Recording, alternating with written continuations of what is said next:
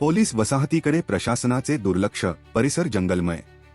परभणी जिल्ह्यातील महत्त्वाचे केंद्र असलेल्या पूर्णा शहरात पोलीस वसाहतीची अवस्था दिवसेंदिवस बिकट होत चालल्याचे चित्र समोर येत आहे।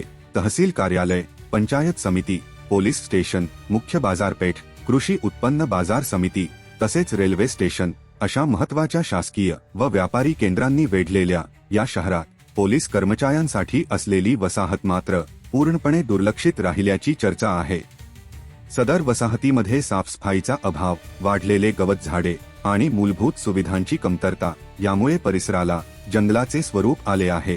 त्यामुळे पूर्णा पोलीस स्टेशनला कर्तव्य बजावणाऱ्या पोलीस कर्मचाऱ्यांना अनेक अडचणींचा सामना करावा लागत आहे। पोलीस वसाहतीमध्ये कोणी राहत नसल्यामुळे सर्वत्र घाणीचे साम्राज्य झाले आहे। त्यामुळे पोलीस वसाहतीच्या आजूबाजूला राहणारे गवळी गल्ली व अजीज नगरमध्ये या घाणीमुळे विविध आजार होण्याची संभावना नाकारता येत नाही।